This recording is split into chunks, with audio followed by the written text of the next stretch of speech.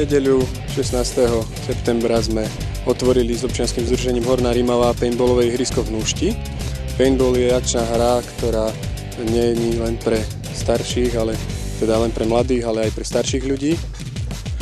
Takéto ihrisko a takáto možnosť zahrať si paintball je len v niekoľkých mestách na Slovensku. Podľa toho, čo ja viem, tak približne 11 alebo 12 miest na Slovensku ponúka možnosť zahrať si túto akčnú hru. My sa snažíme ako občianske združenie prispieť pre Núšťu a región Hornej Rimavy týmto ihriskom k tomu, aby sa mladí ľudia mohli ešte viac realizovať, aby bolo viac možností pre ich zábavu. A teda to bolo dôvodom, že sme celkovo dotiahli sem paintball a postavili paintballové ihrisko.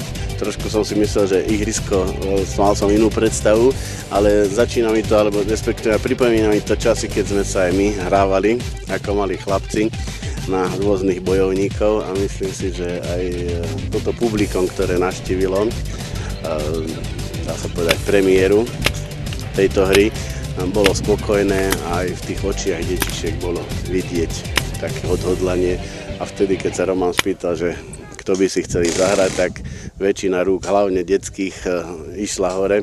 Myslím si, že je to naozaj perfektná vec a celkové činnosť tohto občianskeho združenia naberá na obratkách, čo pre mňa je veľmi povzbudzujúce, že nečakajú, že ich k niečomu niekto vyzve, ale že sami prichádzajú s iniciatívami a v mojom mene môžem teda povedať, že ja aj mesto ich budeme v tomto podporovať.